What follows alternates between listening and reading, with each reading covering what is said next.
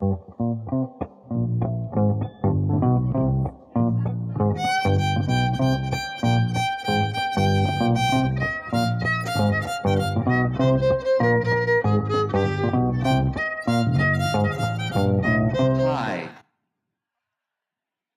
That was a pun. So, yesterday Herb talked, in his beautiful talk on grief and Death Valley, he talked about a movie, The Grass is Greener, and yes, this is that grass. So welcome to Cannabis, Consciousness, and Culture. And what we're hoping to do today is to look through the lenses of mythology and neuroscience to understand this plant medicine, cannabis, medically. And then we want to look at getting high, what that's about, because nobody seems to want to talk about that when I go to this symposium. And as we know that a lot of people are using medical marijuana for that consciousness changing experience. And then last, we're going to look at some of the cultural forces that shaped this medicine in our narrative or our view of it, how it's been an angel and demon in different cultures. And basically this talk would not be happening except that 2 years ago in the state of Oregon where we live, cannabis became legal. And I can't tell you how that affects the collective consciousness. It's stunning because neither Yahya or I would have had anything to do with cannabis. But what happened was clients and patients who I'd been seeing for years began to talk about their marijuana usage.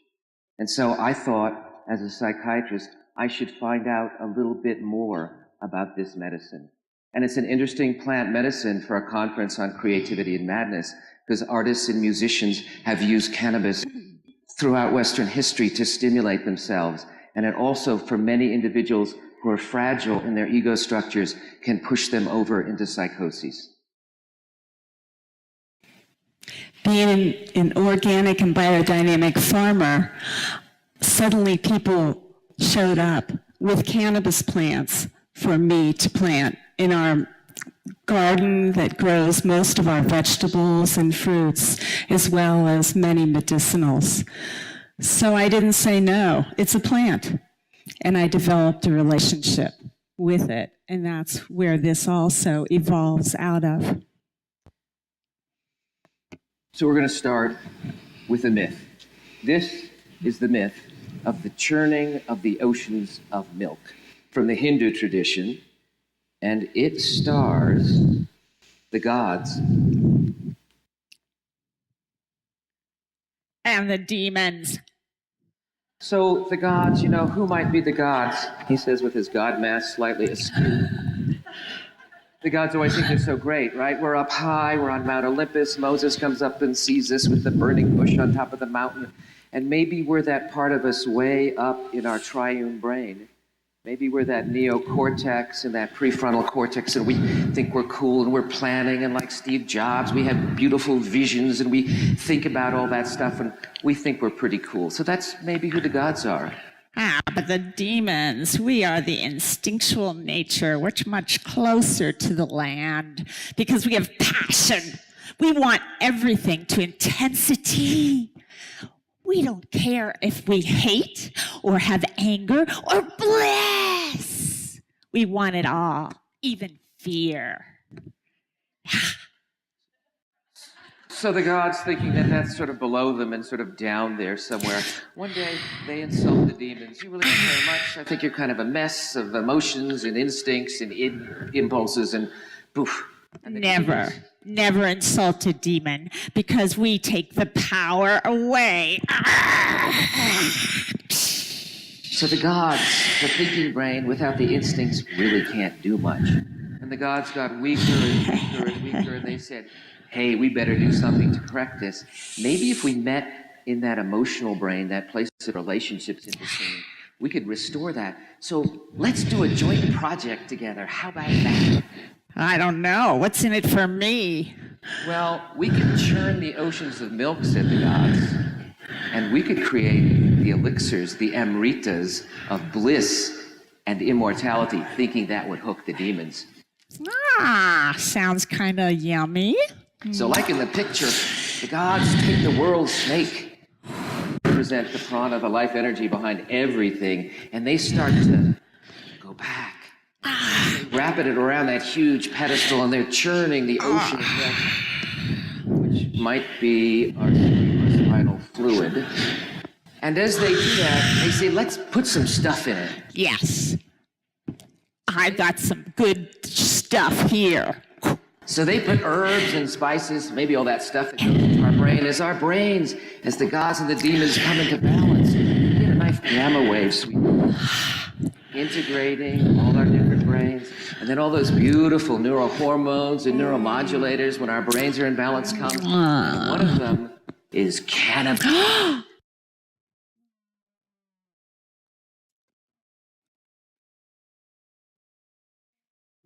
It's all for me. And the demon sees the cannabis, and the gods say, no way, and a titanic battle breaks. And the gods wrest the cannabis from the demons and call it Vijaya, for victory. And so we'll be looking as we continue in our presentation I'll be back. at what the demons are.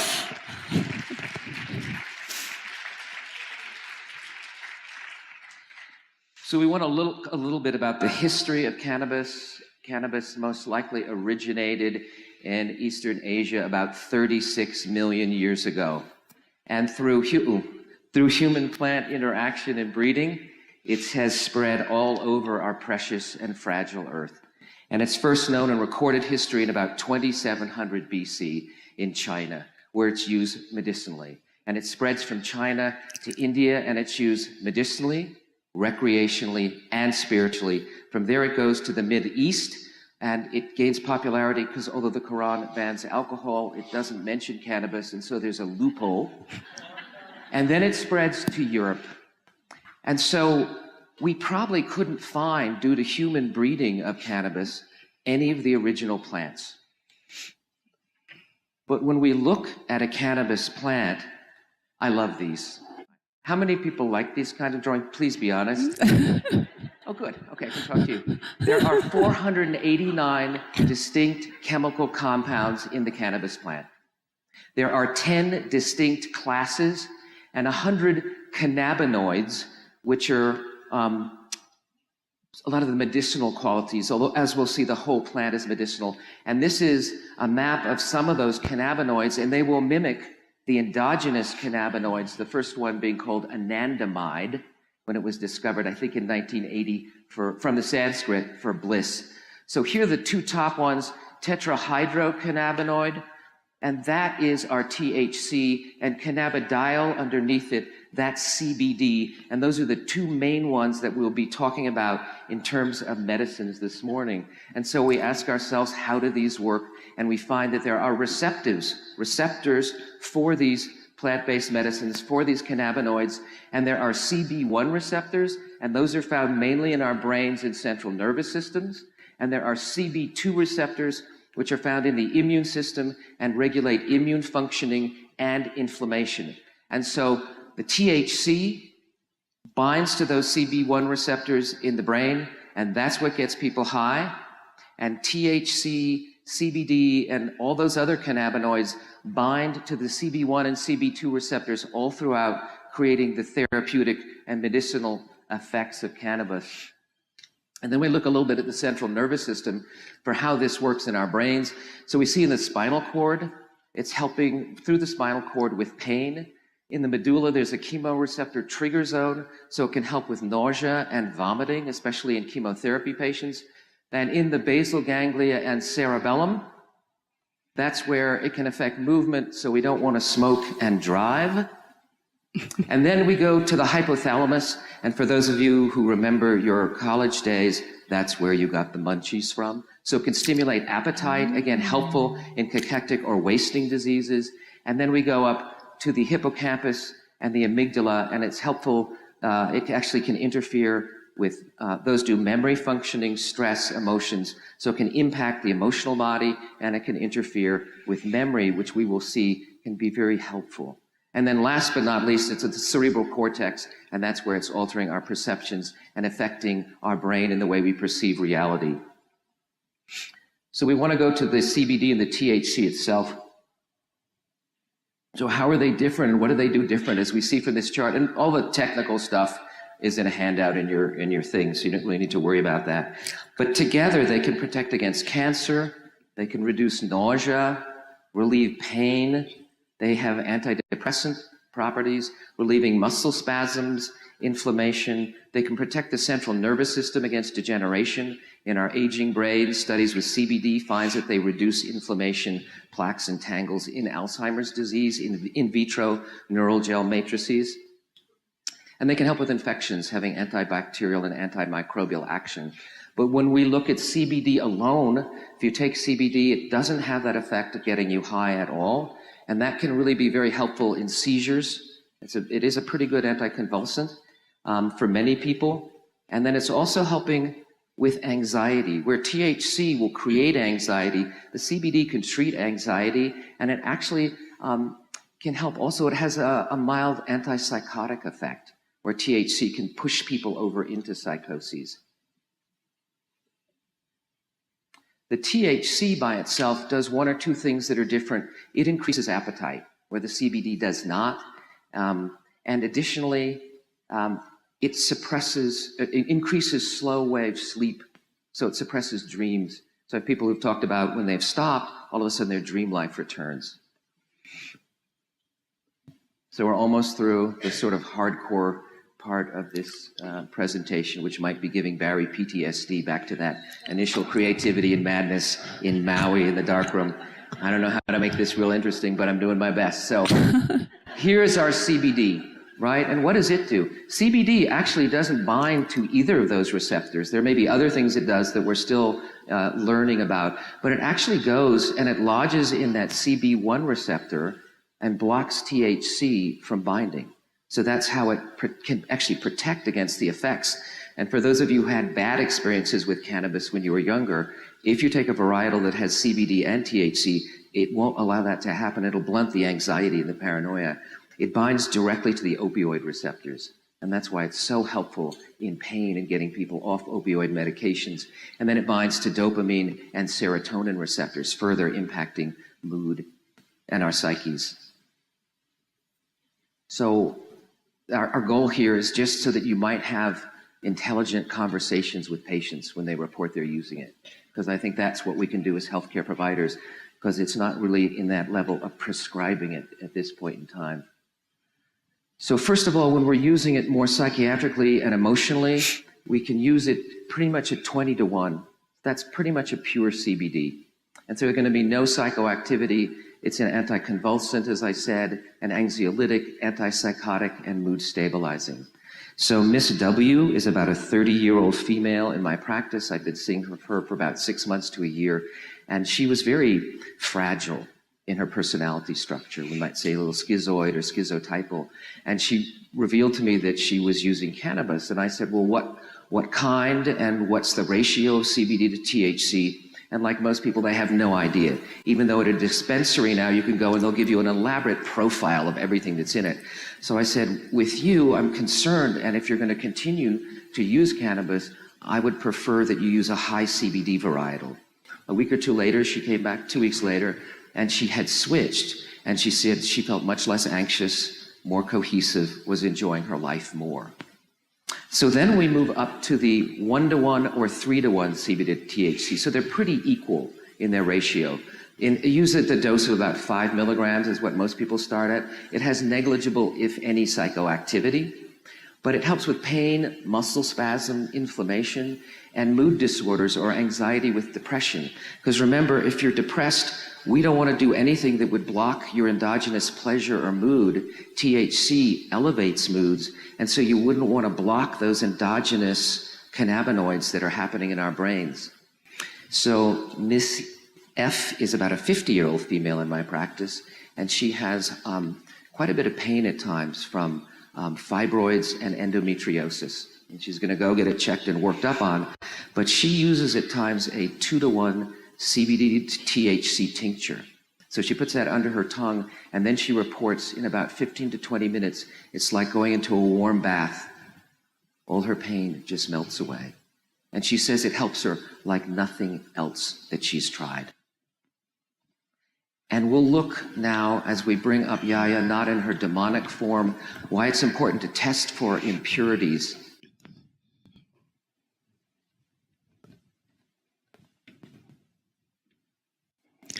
This is Athena, the second cannabis plant I was given.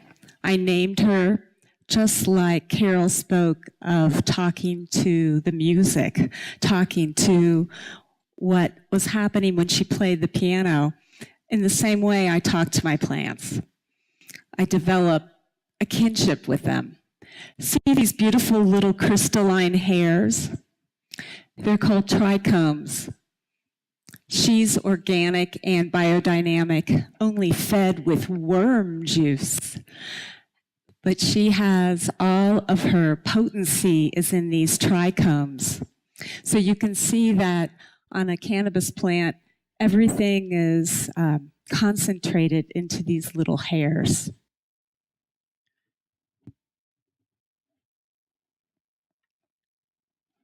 So I love growing cannabis for its beauty, but there's lots of other reasons why you would grow it.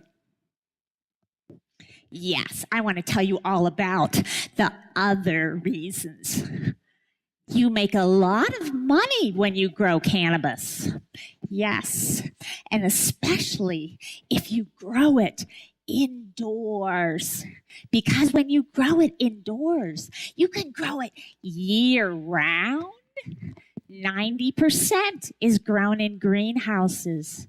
Do you know what that means? Let me tell you. That means that when you do that, you have to have all these grow lights on all the time. You also have to have heaters because nobody wants to be cold in winter, especially the plants. So we have all this wonderful electricity that we use to increase the fossil fuels, to increase climate change. We don't care because we're making money. And let me tell you what else happens in a greenhouse. All the insects love it because they have their own little home. So what do you have to do in a greenhouse? You've got to spray pesticides, herbicides. Do you know that in Colorado, they found out they had to confiscate thousands upon thousands of edibles and resins and all sorts of our wonderful concoctions we made because it was 30 times over the allowable amount of herbicides and pesticides. Oh, I don't know what they were thinking. It's so good. You know what else happens? Well, when you got that greenhouse, you've got no natural soil happening. So those roots can't go down and get their nutrition. So what do? We fill it up with lots of back-guano and all these yummy fertilizers. Do you know what that does? The CO2, carbon, climate change again. Ha, ha, ha. We'll do what we want.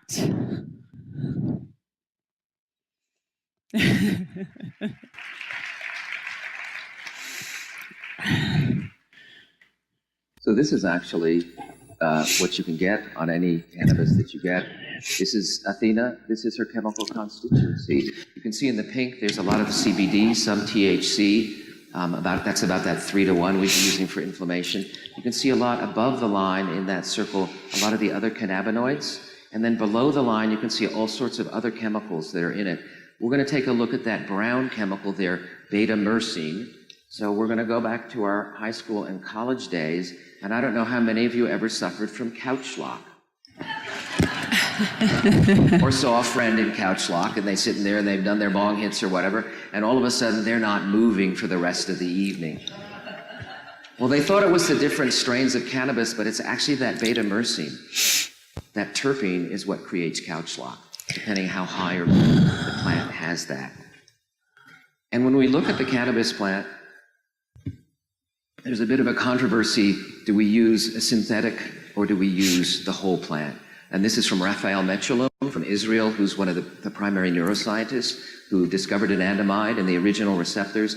And he says cannabinoids, terpenes, and flavonoids work together in an entourage so that the medical impact of the whole plant is greater than the sum of the individual parts. So we're right here into that cultural difficulty. Do we use things in synthetic ways, or do we isolate? Or do we think in both and bring both of those qualities together? And then in any medical talk, it wouldn't be good without looking at the contraindications. So for CBD and THC, if you're pregnant, thinking of becoming pregnant, or breastfeeding, of course you don't want to have any ingestion.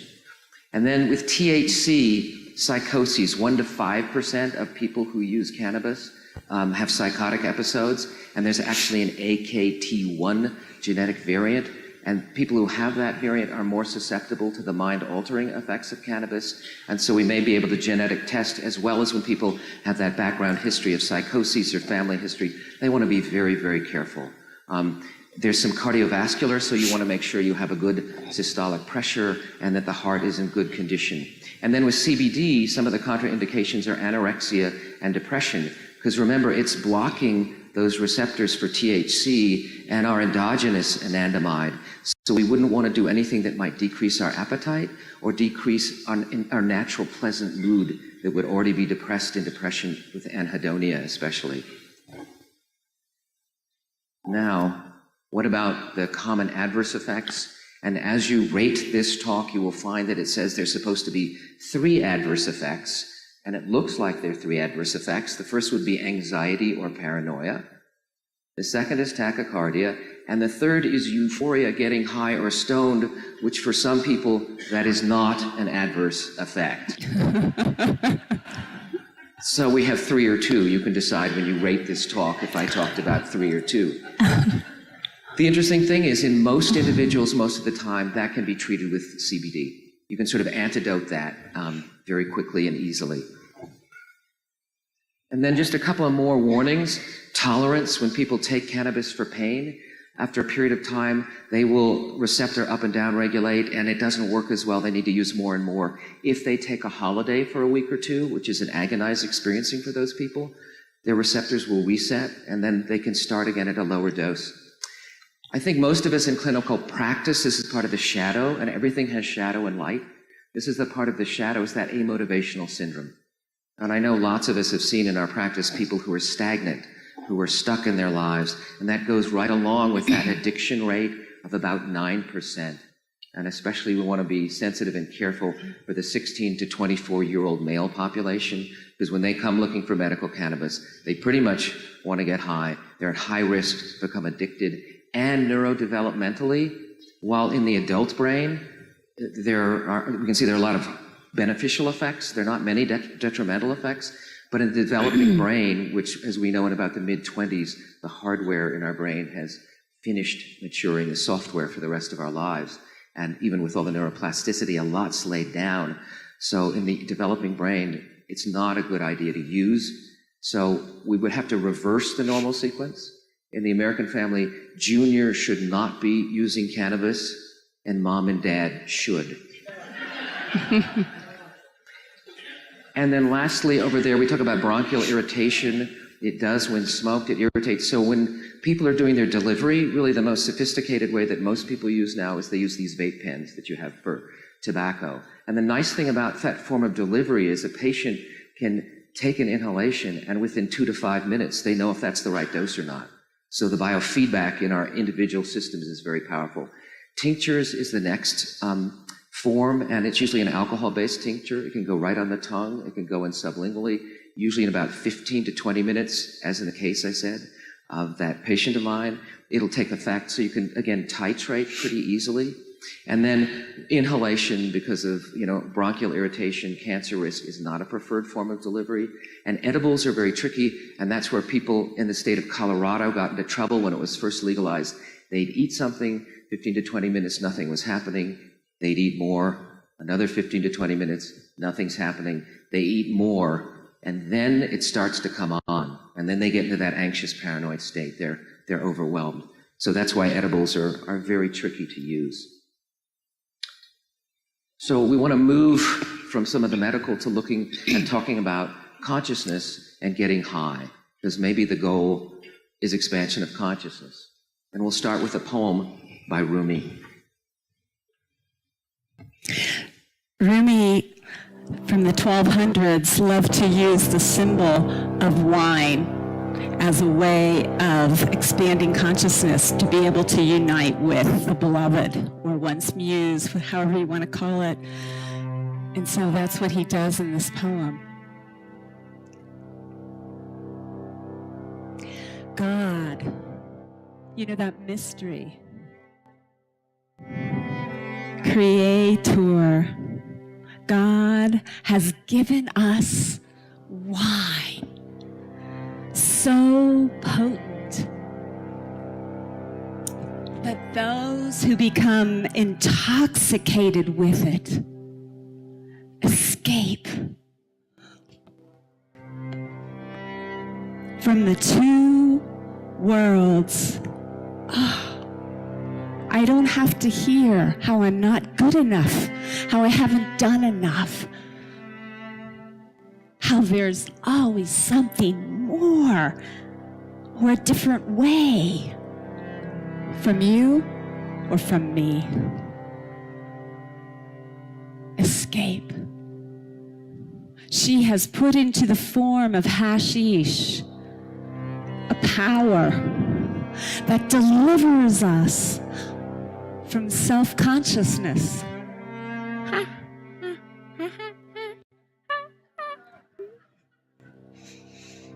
I can do whatever I want if I'm not worried about you. She has made sleep so that erases every thought. God has created thousands upon thousands of wines, cannabis, entheogens, you name it, that take over our minds.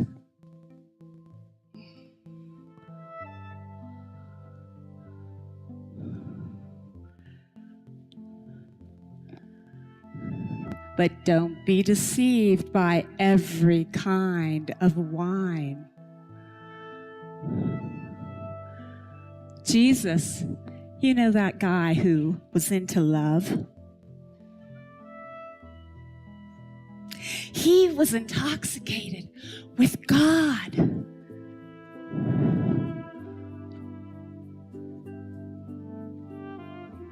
His donkey, hee-haw, with barley, like the demons. Seek the wine of joy,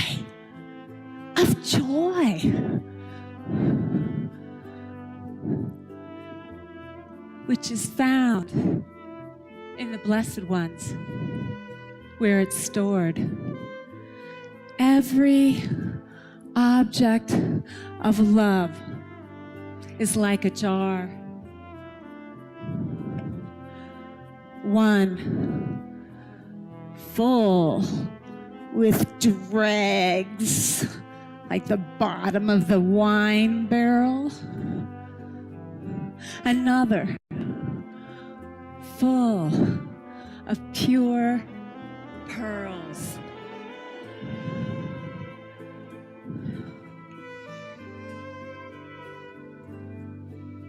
Every kind of wine, every kind of substance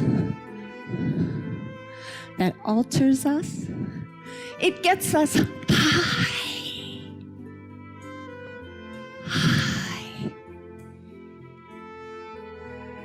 But be a connoisseur and taste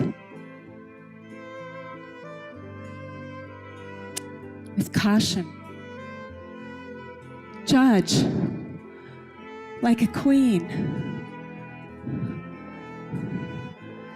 A queen who's connected with herself and the land. Judge like a queen and choose the one not tainted with fear. I'm afraid of being in this world. I'm afraid of the climate change. How it keeps getting hotter and hotter and hotter. I'm afraid of how few people want to farm anymore. They're all into their devices.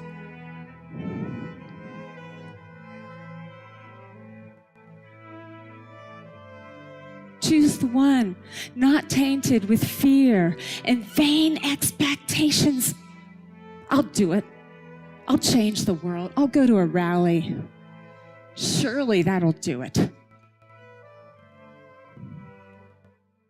Judge like a queen, like a king. Any why will get you high.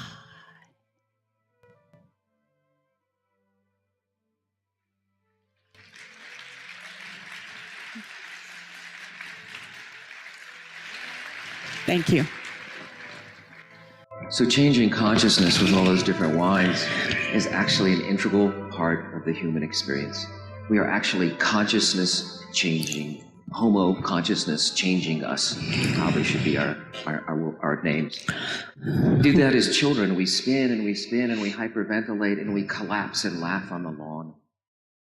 And then we go to movies. We like to be scared, or a love story.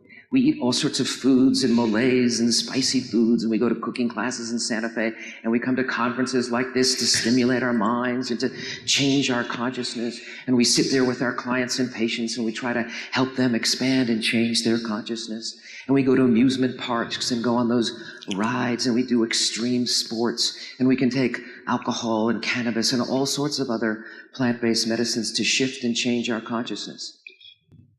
And that perhaps is what some of the recreational use is about. People are scared and tired and fragmented and overwhelmed. And they want to feel good, get high, and they want novelty. They want to erase and relax and get out of the stuck routines of their lives. It's like Carl Jung said, modern man in search of a soul, we want something more and different. And cannabis is actually considered to be a feminine plant. And if there are no males, a cannabis plant will grow a male plant to fertilize itself, and then the male will die off. So some people think this kind, when it changes our consciousness this way, that it's affecting some of that patriarchal consciousness which is strangling and destroying our world. But people also talk about spiritual use. So as I read through this list, and these are lists of common factors of spiritual or mystical experience, I want you to think back either to patience or personal experience with cannabis. Which one of these do you think cannabis opens for you? Unity, a sense of everything interconnected and part of one whole. Transcendence of time and space. Time goes away and you're in the infinite and the eternal. A positive mood develops, sometimes with weeping. A sense of sacredness, of awe, of wonder. A noetic quality where there's a direct knowing or perception of reality that gives illumination and insight far beyond our conceptual brains. And ineffability, the Tao that can be told is not the eternal Tao. It's beyond our words. So how might this all come about? We go back to what Carol said yesterday, our friend, the default mode network. So this is those series of centers in the brain that link up and form our resting baseline identity. The story of you that you take to be real is actually, I think of as a resonant energetic pattern being generated from the default mode network in each of our brains. So what do we know about the interaction between cannabis and the default mode network? THC depresses the default mode network. As your default mode network is depressed, you begin to forget. Your sense of self begins to relax and dissolve. And when it's suppressed a certain amount, Collateral thinking happens in your brain. You're no longer locked into this narrow groove, so inside illumination, new thoughts can develop. So how does that then relate to spiritual and spiritual use? We heard about Isaac Newton. So there are two main fields in modern physics. There's classical or Newtonian physics, and there's quantum physics and quantum field theory.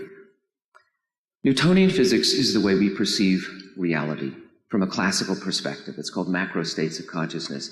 And in that, we are separate, unique individual entities, and time flows in a linear fashion.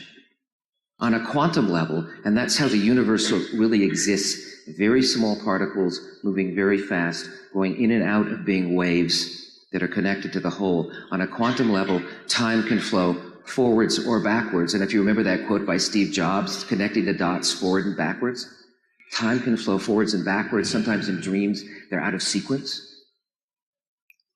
And on a quantum level, everything's entangled. Everything's interrelated. Everything's interconnected.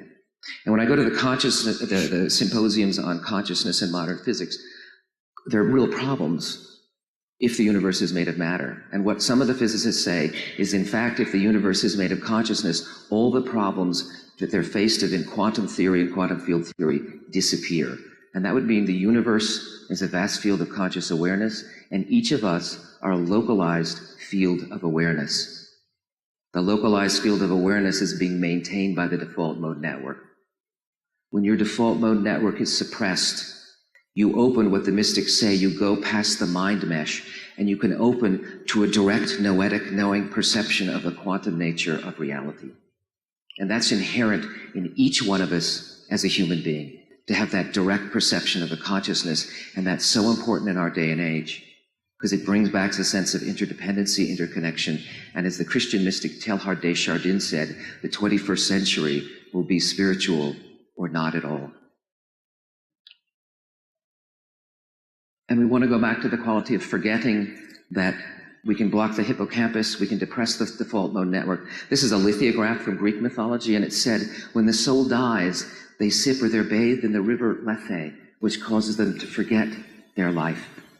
So why should forgetting be so central and important? Don't we all want to remember everything? If we didn't forget, we would be flooded with information and memories, and we would be psychotic and couldn't function. So when we forget our pains, we forget our routines, we forget our conceptual thinking, we forget our regrets of the past and our worries of the future. We forget time, we step out of the tyranny of time, and we're in that sense, that flow state that we talked about yesterday. We're in that sensory experience of reality, we're numinous, we're in the here and now, and like this figure, a walk on the beach becomes a walk on the beach. And we enter that sense of wonder and flow. And this is really important, especially when we consider the medical research on cannabis and post-traumatic stress disorder. Because in post-traumatic stress disorder, the memories of those traumas are being replayed over and over and crashing in on everyday life, along with the hyperarousal. So when cannabis is imbibed by someone with PTSD, it can interrupt the remembrance in the hippocampus, shut down the default mode network, and that barrage of memories slows and stops, and there's relief as well as calming the hyperarousal. So now we're going to switch to look a little bit at cultural aspects of cannabis. I thought it would be interesting to get a feel for how the views of cannabis have changed over time.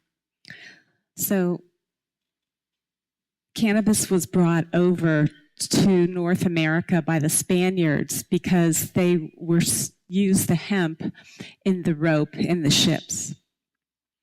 So when they brought it over to the US as more cultivated hemp plants, which are low in THC and is using more of the whole fiber of the plant rather than just those trichomes that I showed you on the buds, this became a huge part of what was integrated into America. It composed 75 to 90% of the fibers they used. George Washington, Thomas Jefferson grew hemp on their land. And as a matter of fact, the Declaration of Independence, the first draft was printed and signed on hemp. So we have a long history of this plant being with us here. So it begins to change as cotton comes in. It actually frees up the plant to be looked at as more a medicinal use. So many of the drug companies began to research, and as you can see, they integrated it into their pharmacopoeia and used it for, I think it's over 100 different kind of illnesses at that time. And those were famous ones like Eli Lilly and Bristol Myers squid. We want to ask then what happens that in our country, none of us, we weren't even really aware of that until we began to research this article. It was actually an important part of American culture and a major medicine. So what happens, like in this tarot card of the crucifixion, what happens when we have that shift in a collective narrative, a story about a plant or a plant-based medicine? We begin to encounter some of those pesky demons again. So we're going to move through time now from the late 1800s when hemp was so popular to now we're going into the 1930s. Yes, I'm back. You know, I'm always going to be around. You can't get rid of me. But this time, I am in the form of Harry Anslinger. I know I don't exactly look like him, but you can imagine the more balding head and a little bit more stout. And I am the first director of the recently created Federal Bureau of Narcotics. Yes. And I am really attuned to all these things that are going on in the world that are not so good. Things that are out of the box, particularly jazz music. Yes, I'm not kidding. Don't you laugh about that. It's no laughing matter. Do you know what happens? I'll tell you, those entertainers, and they're all Negroes. I'm a racist, but you're not gonna get me to say that. I'm going to just tell you it through the way that I put down cannabis. So these Negroes, they come and they smoke, and then they write this crazy music, and then they give it to women. This stuff, the reefer, devil's lettuce, and then their satanic music and the devil's lettuce, and the women, they all get together. Oh, it's terrible. We've got to do something about it. So this is what I decide to do. I'm testifying before Congress, and this is what I say. Marijuana is the most violence-causing drug in the history of mankind.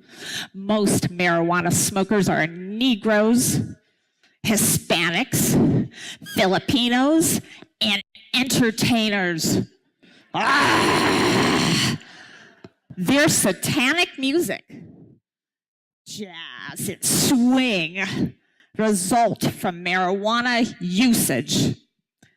Reefer makes darkies think they're as good as white men. The primary reason to outlaw marijuana is its effect on the degenerate races. Yes, racism married the war against cannabis. And not only that, but we knew who's bringing it here. Those Hispanics. Yes. Now, I'm going forward. I've got another little balding head, at least in the front here. And now we've come into the 1960s where, there's a little bit more cannabis usage with the hippies. and the anti-war movement, and I'm John Ehrlichman. And I've been appointed by Richard Nixon as the domestic policy chief. And I'm here to really support Nixon. There's all these different factions out there that are causing trouble, the Black Panthers, the anti-war people. And so I'm going to put a stop to that again. And I know how to marry the problem with drugs and cannabis to getting rid of the problems we don't want around. This is what I have to say. The Nixon campaign in 1968 and the Nixon White House after that had two enemies. Read my lips, two enemies. The anti-war left and the Black people. You understand what I'm saying? We knew we couldn't make it illegal to be either against the war or against the Blacks, but by getting the public, yeah, it's that propaganda stuff, by getting the public to associate hippies with marijuana and the Blacks with heroin, and then criminalizing both heavily, we could disrupt their communities. We could arrest their leaders, break up their meetings, and vilify them night after night on the evening news. Did you know? Did we know? We were lying about the drugs? Yes, of course we did. Yes, of course we did. The demons.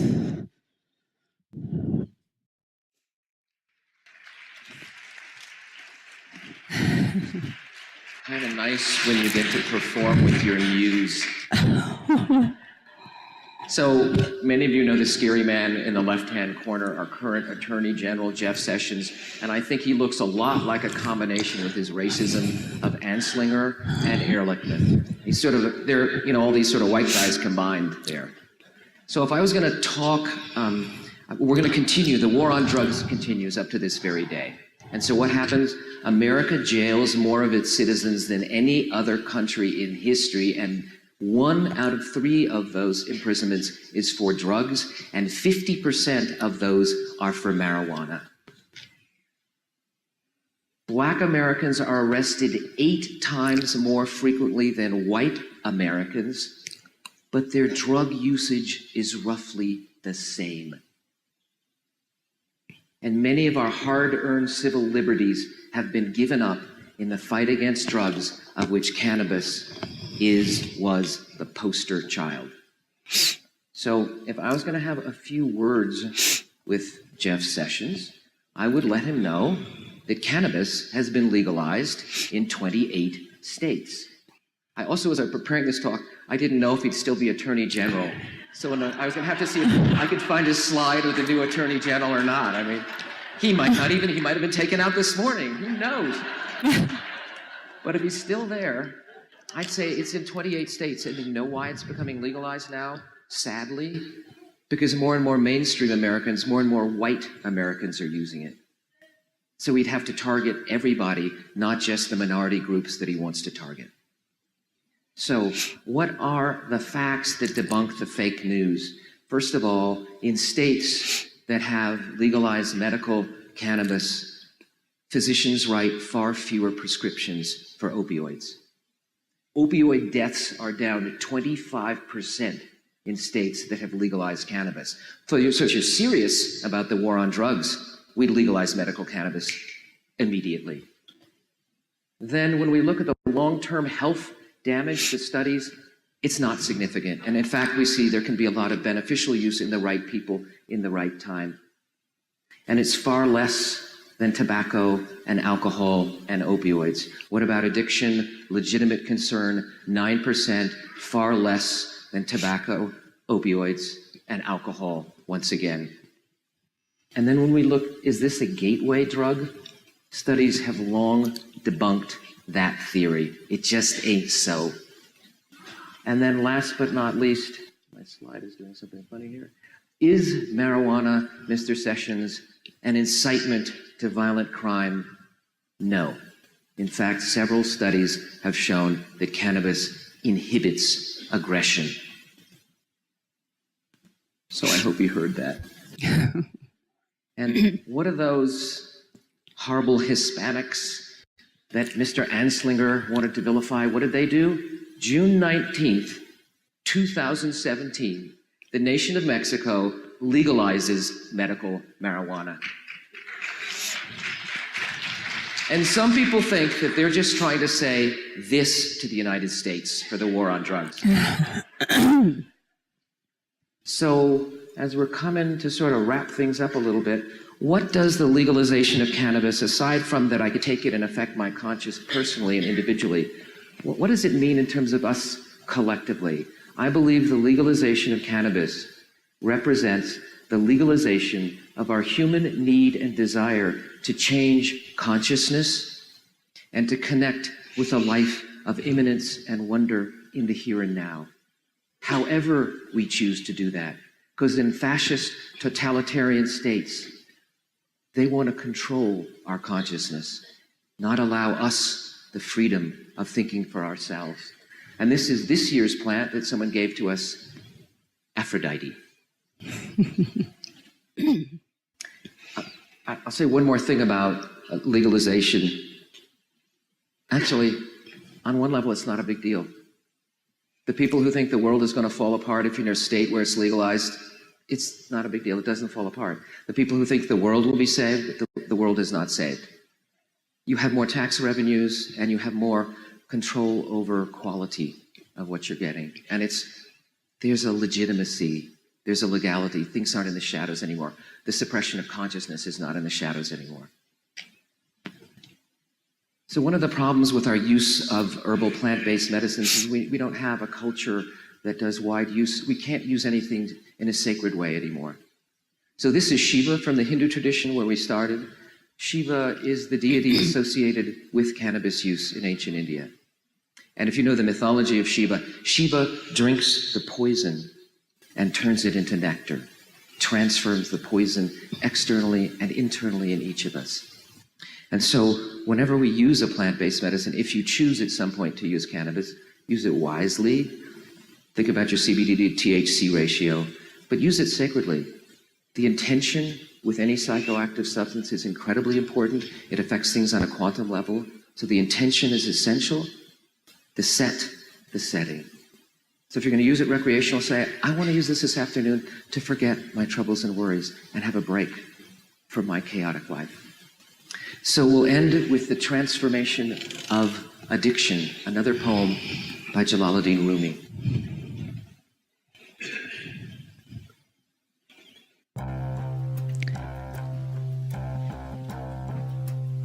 This is how a human being can change.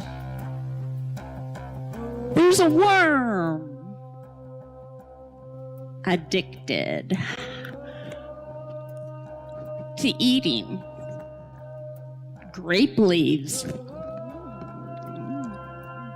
But it could be addicted to thinking we're a bad person inside.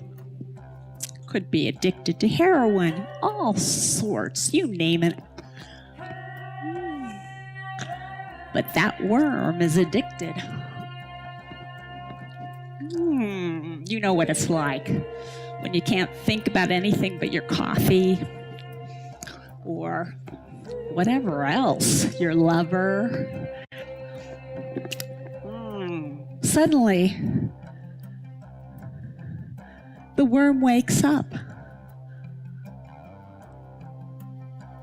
Call it grace, psychotherapy, who knows, whatever.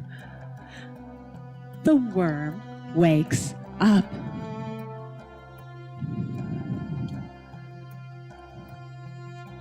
Suddenly she is the whole vineyard.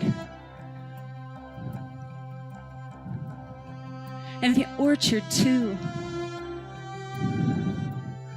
Every part of this entire room. Each person, the fruit tree, the trunk, our legs,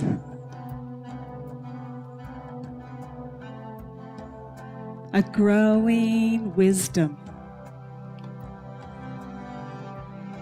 and joy.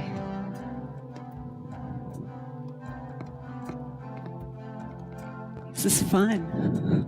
It's fun being a human.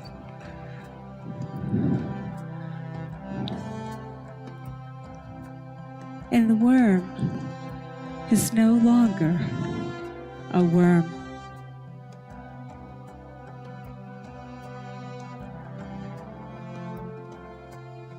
This is consciousness.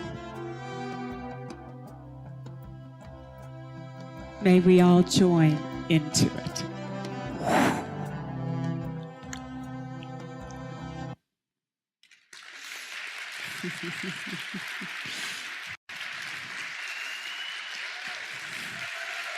Thank you.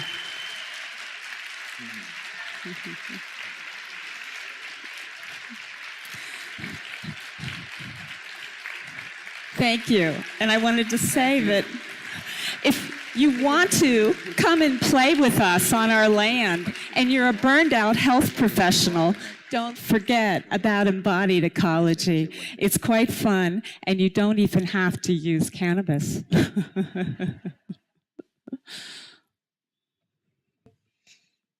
Well,